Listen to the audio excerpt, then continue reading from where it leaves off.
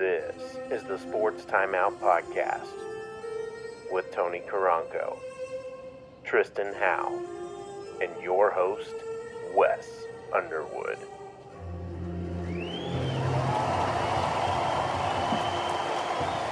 The sights and sounds of Sporting Kansas City. Tony and I got to go. Very great experience. We'll get to that interview here in just a minute. We got to talk to both head coaches from both Sporting Kansas City and the Red Bulls. And, well, it's that time again, everyone. Welcome into the Sports Timeout Podcast, brought to you by Jefferson's and Kraken Cajun Seafood House in Joplin. If you're in the mood for some fresh Cajun, head on over to Kraken Cajun Seafood House in Joplin, across from Moe's on Main Street. And if you're in the mood for wings, head on over to Jefferson's behind Books A Million on Rangeline. Wes Underwood along with Tony and Tristan. And yeah, do you guys have a good fourth? This is your year, Tristan. This is your year, right? Yeah. It was an all right day. I just hung around the house. That's basically it. Good. Yeah. Still got all my fingers. Yeah. Still got all my fingers. Yeah. So I'm still good.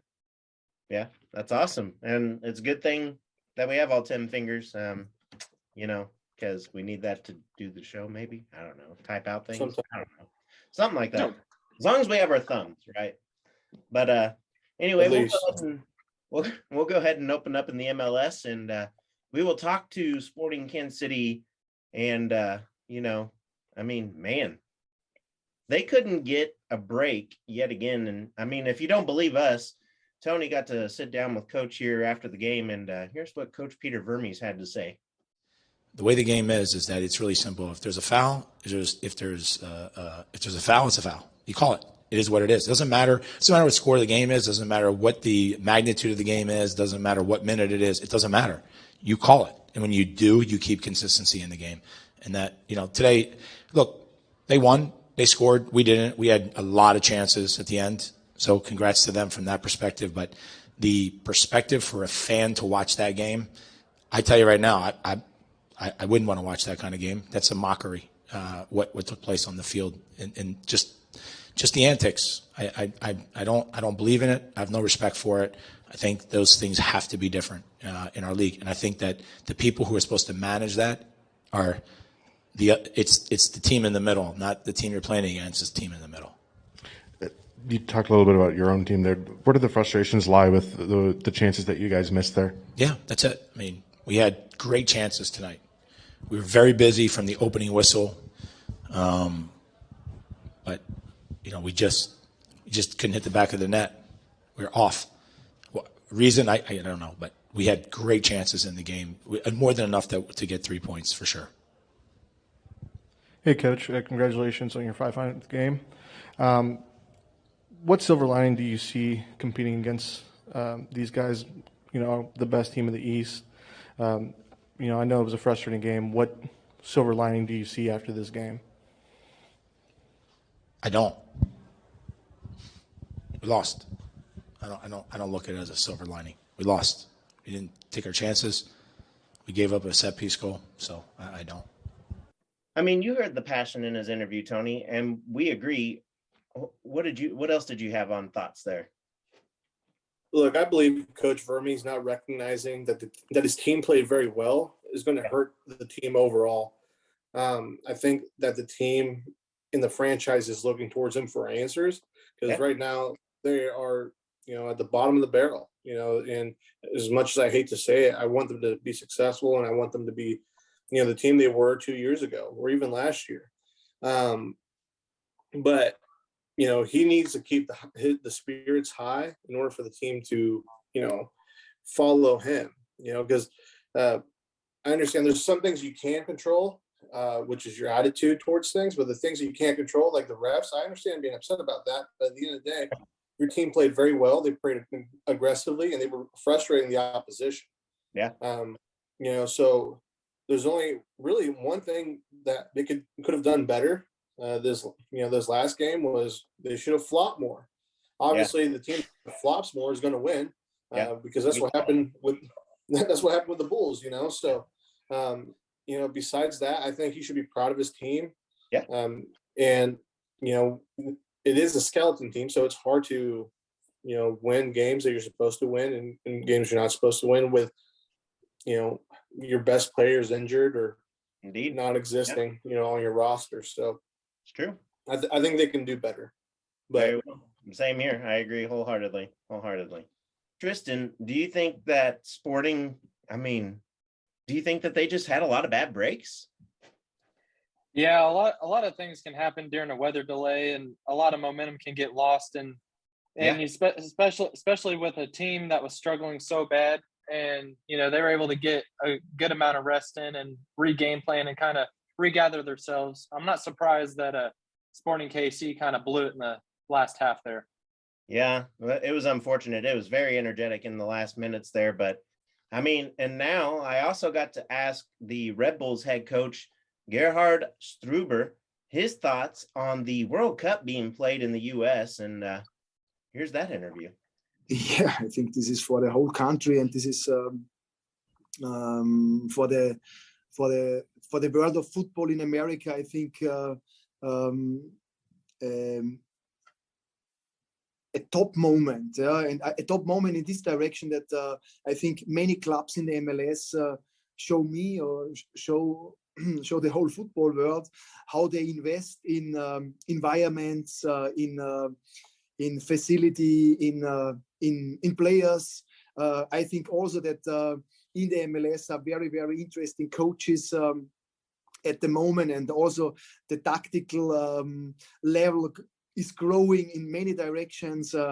And I think that you have in the end a World Cup at home is always for a country one of the biggest things, and you can make use that in a very successful way to bring the football world in a different level and also in the spotlight, and have in the end more fans, more supporters in the stadiums, and we can see at the moment how many stadiums are sold out in a very good direction, and the atmosphere, what I feel is very, very good. I know the championship in England, and I can tell you sometimes you have the feeling the roof fly away, and also today, or also when we play in Los Angeles, the last game against LAFC away, it was the atmosphere was outstanding. Also in our stadium, sometimes with a top feeling, a top atmosphere, and our fans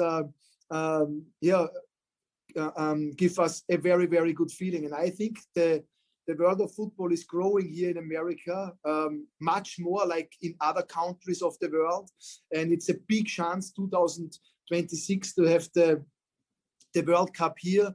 I think this is a promotion for football for this country in every direction. Glad to see the excitement there is all over the U.S. and not just in the heartland. I mean, everybody is super excited, and the guys that play in the United States may get to play in that World Cup. So, I mean, home field advantage would be awesome for our guys around that time. So 2026, y'all, be ready, because the heartland is going to be pumping. And, next we will talk Royals in the MLB. And they're signing a young catcher from South Korea, and that is 18-year-old Young Chan. Look, right here, this tells me that Salvi will be dealt either this season or next. And here's why. They signed this kid to come up who was good in Korea, and the Royals have also got Cam Gallagher, who's batting around 300 right now.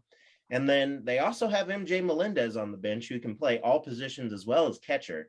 So, I mean, I really like this, but this also tells me that Salvi's going to be out the door. Are fans going to love it? No. I mean, we all saw the departure of Hosmer, Moose, Escobar, Gordon, and pretty much everybody from that World Series team a few years back, and it wasn't fun to watch. But, at some point, you got to let go. You got to leave the past and move forward. And I mean, that's my thoughts here. Do you guys agree? Tristen, we'll start you, then Tony. Yeah, I mean, it was a pretty magical time when Hosmer and the rest of the Royals were all together again. So, I have no doubt it's going to take a while for them to be able to regroup and get back to where they were. Hopefully it's not over 100 years like the Cubs. But I think in the next couple of years they'll get everything situated out and be at the top of the league. Yeah. Bobby Witt Jr. hitting home runs, hit another one again last night. It's beautiful to watch. Tony? I think,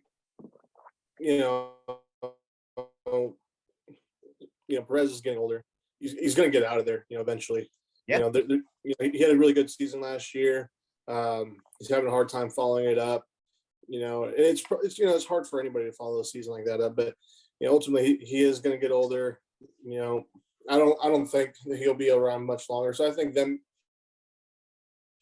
looking for somebody who can bring the same energy and be as likable, and still have the skill is really good for the Royals overall. I think that's something that they need to do, is have somebody likable and somebody has the skills to back it up. As young as this team is, it could be within the next couple of years that we see them making a run again. Even this season, if everything starts clicking with the bats and the bullpen finally starts to find something after the All-Star break, 14, 15 games out right now. You get a win streak towards the end of the season, middle of the season, things could happen your way if you believe. So, we'll see. We now head into the WNBA, and we will talk a pressing issue in Brittany Griner. She has been detained by Russia's government since February of this year for having vape cartridges of hash oil. If you haven't paid attention, that's why she's over there and been detained for that reason. In other countries, it's illegal. Here in the U.S., not too much anymore. Some places maybe, but she has now pleaded to President Biden to help get her home, and they have even offered a prisoner swap to do so. And the president hasn't responded yet, to our knowledge. And what are your all's thoughts here? Tony, we'll go you first. Brittany should have never brought that stuff, into a hostile environment.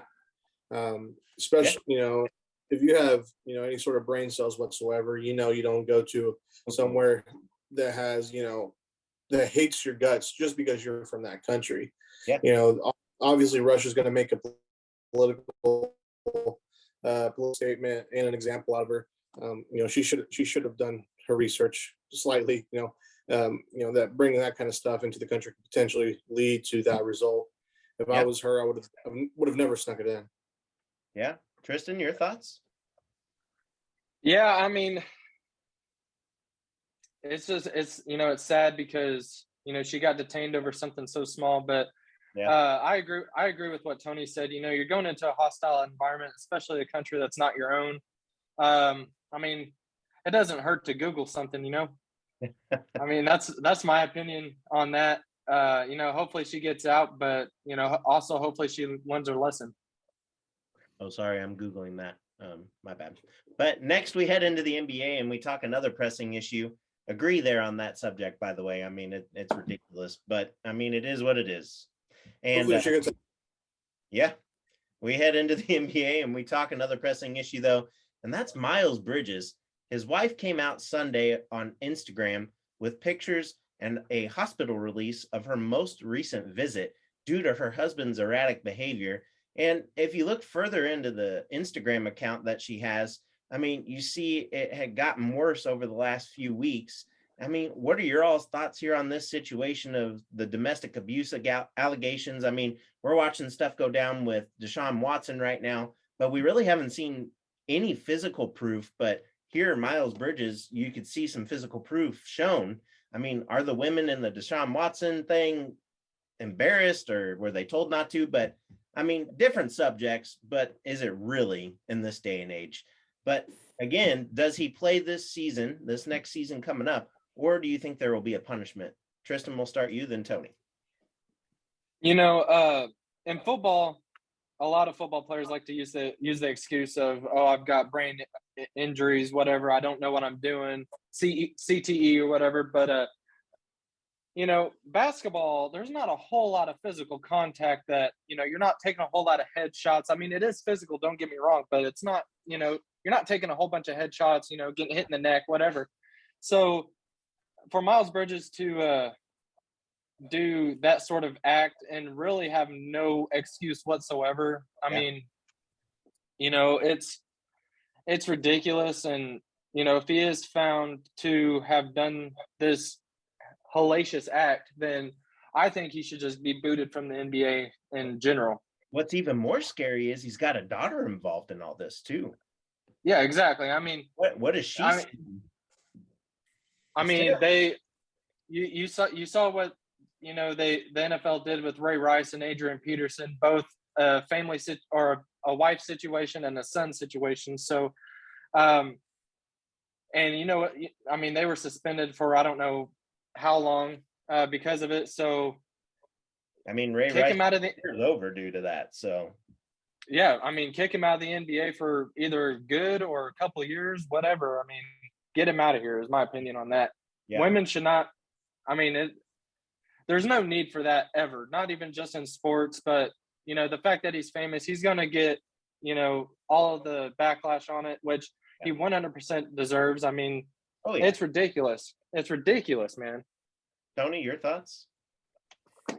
Well, I did a little bit of digging, and there's a lot of people that that are friends with them both, mutual friends of them, and saying that they're both very, very toxic, that they're both hitting each other all the time, anytime it comes to arguing. So obviously I'm 100% on board, for him to get, any sort of punishment, to his crime. But at the same time, if she's also hitting him, that's domestic abuse as well. Yeah. I think it's a bad deal overall. And really the only people that are the victims out of this whole situation, in my opinion, are the children. Yeah. No one should be putting their hands on anybody, period.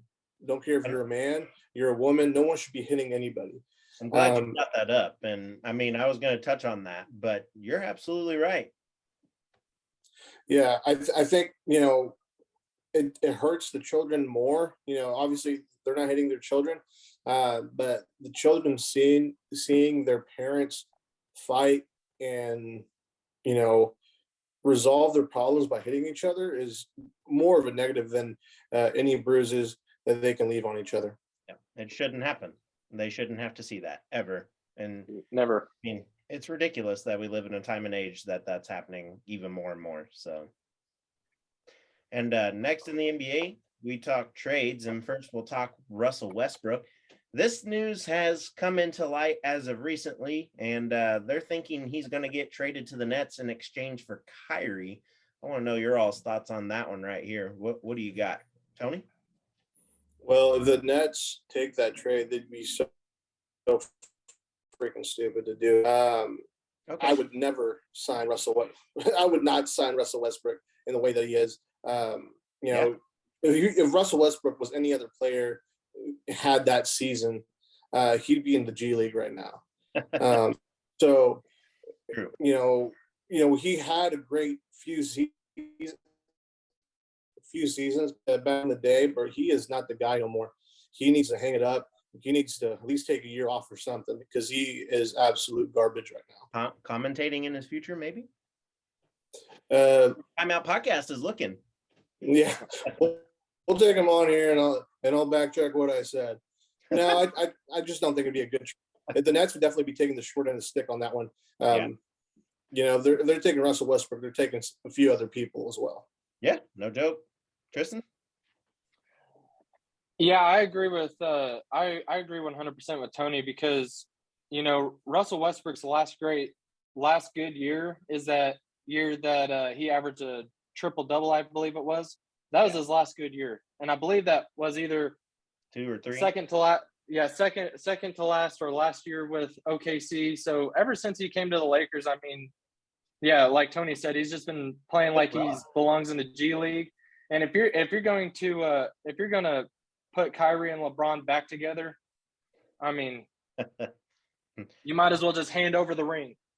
Maybe that's the thing that they're trying to do to get LeBron to stay. Maybe that's just why the rumors have started.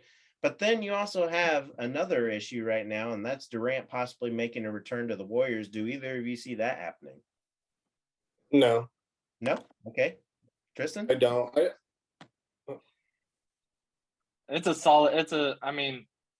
There's a good chance. There's a good chance it happens. Okay. Argue it out. With the way the NBA, I just don't see anything. No, the way no. that my bank account Yeah. is set up. No, I personally don't think it'll happen. I think I don't think after like I guess you can say the negative things that he has said about the Warriors. I mean, I it's true. don't see him. I don't see him going somewhere where where he spoke bad of. Yeah. I don't. Plus, as a for his legacy, the only ring he could ever win was with the Warriors. Yeah. That doesn't help him. The Warriors are a great team. It's an organic team that they built. But adding KD to that mix, just hurts his legacy. Even the fact that he won with the Warriors a few years back, I don't think it was that impressive. I could have been on the Warriors and I would have gotten a ring. Not done anything. Is he a great player? Absolutely. I think he needs to if he wants to build a super team elsewhere, go and do that. I just don't think the Warriors is the place he should go to help his legacy. Still agree, Tristen, or do you continue to disagree?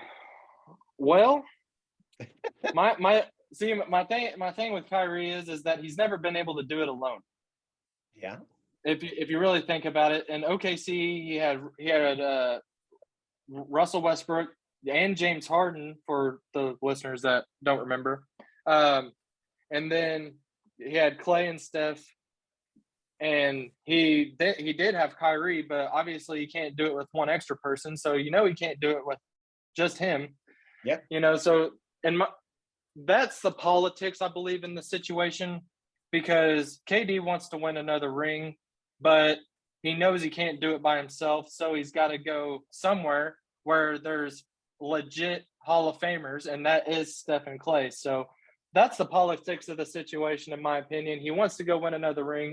Hey, we got others there. We got other Hall of Famers. There's no doubt. Tony, what do you have to butt in there? I was just gonna say, KD's I don't think he's a leader. I think he could have. He was the favorite to go to the championship this year, and the fact that he didn't. I mean, I just think I think he needs to be a better leader overall. I think he needs to step up. He needs to go somewhere where there's somebody that's going to be the real alpha on that team. KD is just not that guy. Yeah, I agree wholeheartedly. I mean, it's crazy, but And on that note, we're going to go ahead and move on into the NFL, and we will talk Baker Mayfield as attorneys continue to seek documents for the Deshaun Watson trial. Baker says if the Browns reconcile first, I'm still waiting. I mean, I'm saying it again because it hasn't happened yet, and it's been a while. He said he will be ready to move forward. First off, do you guys see this happening? And second, do you think he's in the right here in asking that? Tristen, Baker guy, we'll go you first. I think he's 100%. I mean, I think this is going to be the next one that happens, next big move in the NFL, because I've said it for a very long time that Baker Mayfield is a system quarterback. He's not going to be Lamar Jackson or anything. He is a system quarterback, which if he fits in the right system, he would do wonders for a team. But, Cleveland, I think it goes all the way up to the front office. They're just not handling the team very well. And, Baker Mayfield, I believe, is one of the last, remaining saviors for that team other than Myles Garrett. So, sure. Or Nick Chubb. I'm not going to discount Chubb in any way, but I'd like to see Mayfield move on. They're a cancer to each other, and they just need to, part ways. Maybe a Baker Mayfield, Kareem Hunt package to go get some picks. Just saying, good idea. It is a solid idea. Tony? So I think the fact that they even went out to reach out for Deshaun Watson was a slap in the face for Baker Mayfield. Yeah, definitely. So, is it true that they do have? I haven't looked this up. Is Jacoby Brissett in there as well? I have no idea. I'll have to look that up after the show. But well, what I was going to say is, Baker turned that program around and turned them into a competitive team ever. You know, like they were never competitive. Everybody knew as the Browns as the absolute worst team in the NFL. They won 1 or 2 games a season, and they're simply out of pity. Honestly, if Baker Mayfield would have, not been on the Browns team, I don't see the Browns even being a team anymore. Yeah. So if it wasn't for Baker Mayfield turning that program around, they wouldn't even be competitive. I think he should go somewhere else, somewhere that respects him enough, somewhere like Tristen said that has a program that is going to be better for him, and he would have automatic positive impact for them. I think the fact that they went out for Deshaun Watson, somebody who is fighting some pretty serious allegations that probably wasn't even to play. They just threw away their whole entire season, in my opinion. Yeah. So good job, Cleveland Brown. The absolute worst management. Baker Mayfield to the Texans. I was actually thinking that exact same thing. They need a quarterback. They need a quarterback. Yeah. I was gonna say North Carolina, unless did they pick somebody up? Panthers. Cam's on the bench. That's about it. I don't know who their starter is. I haven't looked that up yet. I think they drafted somebody. I did a lot of preparation for Panthers today, right? Yeah. But no, yeah. Cam Newton, he's there on the bench. Baker would definitely be a step above that. So we'll see. We'll see. And lastly, we're going to go ahead and talk UFC and the Cowboy. The man lost his last UFC fight, but the guy also had a record of 36-17 in 55 fights.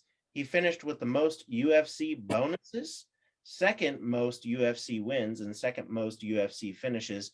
I mean, what are your all's thoughts here? Are you guys impressed with this? Not impressed? And will he stay retired? Tony? Yeah, he's going to stay retired. He's starring in a movie now, and it's in my opinion, if you don't love a sport anymore, you're just not going to give it your all. He's focused on making movies. That's exactly what he said. He said, Joe, I simply don't love it anymore. And if you don't love it, then you don't need to be pursuing it. He is without a doubt a Hall of Famer. He revolutionized the sport. He had a great career. Yep. Good for him. I wish he would have came out with a win, but at the end of the day, he is getting old, and there's only so much he can do. There's only so much punishment his body can take. In the most brutal sport, in this planet. Yep. So congratulations to him, and wish him a happy retirement. Same from you, Tristen. Congratulations.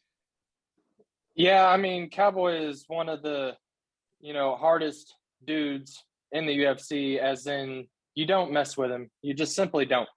And, I understand he's getting up there in age, and, there's only so much punches in the face you can take. So, and plus I believe he runs a ranch on the side too at his house or on his property. So, he's constantly wrangling bulls and stuff like that, and horseback riding and all that. So, and you can get hurt pretty easily. So,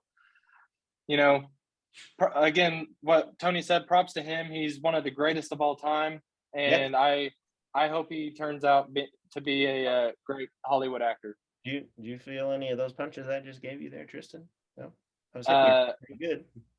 Not really, Les. Not really. I reeled you in like a bull too, but you didn't budge. So kudos on that.